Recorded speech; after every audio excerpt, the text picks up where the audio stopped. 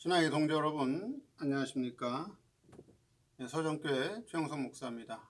오늘 여러분과 함께 은혜를 나누고 싶은 말씀은 지난 시간에 이어서 마태복음 7장 6절 말씀입니다. 제가 본문을 봉독해 드리겠습니다. 거룩한 것을 계획해 주지 말며 너희 진주를 돼지 앞에 던지지 말라. 저희가 그것을 발로 밟고 돌이켜 너희를 찢어 상할까 염려하라. 오늘 말씀 제목은 진주를 돼지에게 던지지 말라는 제목으로 말씀을 증거하도록 하겠습니다. 지난 시간에 이어서 오늘은 예수님께서 제자들에게 너희가 가진 진주를 돼지에게 던지지 말라고 교훈하고 계십니다. 자, 진주는 무엇이고 돼지는 또 어떤 신앙적 특징이 있는지 살펴보도록 하겠습니다. 첫째, 진주를 소유하고 있는 제자. 본문의 교훈은 예수님께서 제자들에게 하시는 말씀으로서 제자들에게는 진주를 소유하고 있다는 말씀입니다. 자, 진주는 어디서 나오는가? 자, 성경에 진주는 어디서 나오죠? 구약 성경 창세기 2장 10절, 12절 말씀에 강이 에덴에서 발원하여 동산을 적시고 거기서부터 갈라져 네 군원이 되었으니 첫째 이름은 비손이라. 금이 있는 하윌라 온 땅에 둘렀으며 그 땅의 금은 정금이요 그곳에는 베델리엄과 호마노도 있으며. 에덴 동산에 흐르는 비손강에서 나는 이 베델리엄이 바로 진주입니다. 진주는 어떤 특징을 가지고 있느냐? 진주는 어때요? 조개라고 하는, 그렇죠? 조개라고 하는 이 생명체 안에서 만들어지는 것이 진주입니다. 그렇죠? 즉 진주는 조개가 고통을 당하면서 만들어지는 것이 진주라고 하는 것이죠. 진주는 그와 같이 성도가 많은 연단과 고통을 당하면서 만들어지는 신앙 인격이 있는데, 성도가 신앙을 지키고 믿음을 지키며 이 세상에서 살아가는 데 있어서 때로는 그 신앙 때문에 고통을 당하기도 하고 때로는 믿음을 지키다가 연단을 받기도 한다 이거죠. 그러면서 만들어지는 신앙 인격이 있는데 그것이 바로 진주라고 하는 것입니다.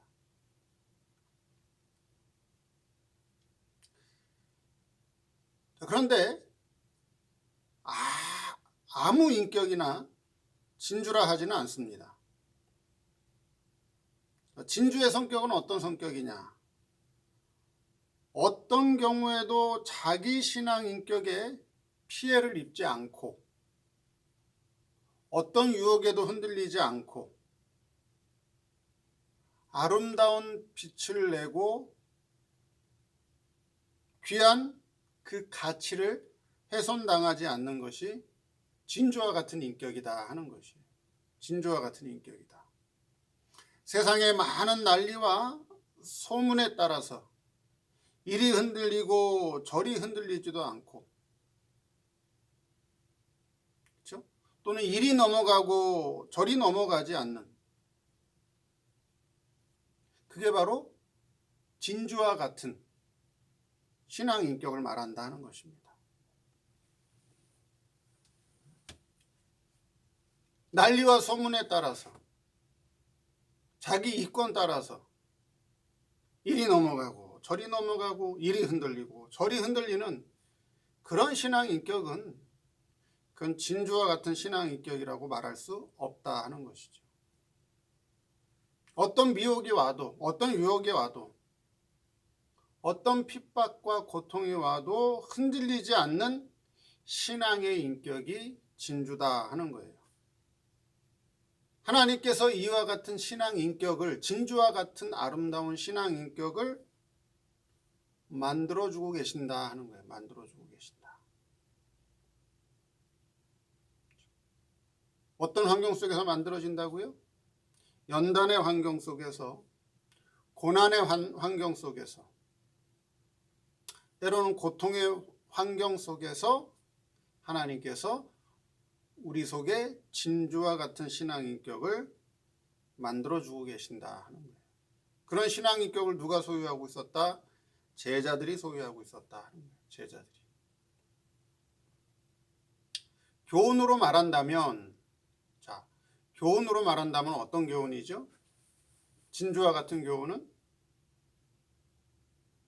예수님을 믿고 신앙의 좁은 길을 가다 보면 환난을 당할 수도 있고 고난을 당할 수도 있습니다. 때로는 역경과 아픔을 당할 수도 있습니다. 자, 그것을 신앙으로, 믿음으로 잘 이겨내며 영원한 내세의 참된 소망으로 그와 같은 연단과 고난과 고통을 신앙으로, 믿음으로 이겨나가는 것이 바른 신앙입니다. 자, 이것이 바로 뭐예요? 진주를 길러내는 교훈이라고 하는 거예요. 진주를 길러내는 교훈. 예수 믿으면 편안합니다. 예수 믿으면 형통합니다. 예수 믿으면 부유해집니다. 예수 믿으면 무탈합니다. 아무런 사건 사고가 없습니다. 건강합니다. 자녀가 잘 됩니다. 그건 뭐예요? 그건 진주와 같은 교훈이 아니라는 거예요. 진주는 연단과 고통과 아픔 속에서 만들어지는 거예요. 그게 진주다 하는 거예요. 진주. 연단을 두려워하지 않고 고난을 두려워하지 않고 아픔과 고통을 신앙으로 감당하며 신앙으로 이겨내면서 만들어지는 것이 진주다 하는 거예요. 그와 같은 교훈과 그와 같은 신앙 인격을 제자들이 가지고 있다 하는 거죠. 두 번째, 돼지의 특징이 뭐냐? 돼지의 특징이 뭐냐? 쥐엄 열매를 먹는 돼지. 자, 그래서 돼지는 어떤 특징을 가지고 있느냐? 음식을 가려서 먹지 않는다는 거죠. 돼지는 음식을 가려서 먹지 않는다. 주는 대로 먹는 것이 돼지예요. 주는 대로 먹는 것이 돼지다. 누가복음 15장 16절에 저가 돼지 먹는 쥐엄 열매로 배를 채우고자 하되. 자, 탕자가 아버지에게 돈을 받아서 타국에 가서 그 돈을 다 허비하고 말았죠. 누구도 그 탕자에게 양식을 주지 않자 그가 뭘 먹으려고 해요? 돼지가 먹는 쥐엄 열매를 먹으려고 했어요. 돼지가 먹는 쥐엄 열매를 먹으려고 했어요. 그러면 사람이 돼지가 먹는 쥐엄 열매를 먹으면 돼요, 안 돼요? 안 되죠. 그렇죠? 사람이 돼지가 먹는 쥐엄 열매를 먹어서는 안 되는 거죠. 먹어서는 안 된다는 거예요. 그러면 돼지들이 먹고 있는 양식을 통해서 그들의 신앙 열매를 알게 된다는 거예요. 그렇죠? 돼지들이 먹는 양식을 통해서 그들의 열매를 알게 된다 하는 거예요. 그와 마찬가지로 성도의 양식인 설교의 내용을 통해서 그 성도의 신앙 열매를 알 수 있다 하는 그런 말씀이다 하는 거예요. 그러면 성도는 말씀의 양식을 분별하면서 먹어야 된다는 겁니다. 그렇죠? 참 성도라면 말씀의 양식을 분별해서 먹어야 돼요. 분별해서. 먹을 양식인지 먹지 말아야 할 양식인지, 내가 소화시킬 수 있는 양식인지 내가 소화시킬 수 없는 양식인지, 먹어도 되는 양식인지 먹어서는 안 되는 양식인지 분별해서 먹어야 된다라고 하는 것이죠. 그렇죠? 먹어야 된다는 것입니다. 그런데 이 돼지와 같은 성도는 분별하지 않고, 양식을 분별하지 않고 아무 양식이나 먹는다는 거예요. 아무 양식이나. 탕자는 결국 어떻게 했어요? 내가 집에 가면 양식이 많이 있는데, 그렇죠? 내가 집에 가면 양식이 많이 있는데 내가 이 돼지가 먹는 쥐염 열매를 먹어서 되겠느냐? 그렇죠? 그걸로 배를 채울 수 없단 말이에요. 아버지 집으로 돌아갔죠. 당연한 거예요. 당연히 그렇게 해야 되죠. 근데 돼지와 같은 성도는 그게 아니라는 거예요. 분별하지 않고 주는 대로 먹는다는 거예요. 양식을 분별하지 않는다는 거죠. 돼지는 양식을 분별하지 않고 아무 양식이나 먹고, 그렇죠? 그럼에도 돼지는 어때요? 아프지도 않고 질병에도 잘 안 걸리고 새끼도 많이 낳아요. 육적인 신앙의 사람들이 이 세상에서 사는 삶이 이렇다 하는 거예요. 이렇다. 쥐염 열매를 먹고 사는 돼지, 양식을 분별하지 않는 돼지다 하는 거예요. 세 번째, 책임지를 못하는 돼지. 레위기서 11장 7절에 돼지는 굽이 갈라져 쪽발이로되 책임지를 못함으로 너희에게 부정하니. 네. 자, 돼지는 쪽발이에요. 쪽발. 그렇죠? 쪽발이라고 하는 건 뭐예요? 굽이 갈라졌다는 말이죠. 굽이 갈라졌다라고 하는 말은 뭐예요? 나도 교회 생활한다.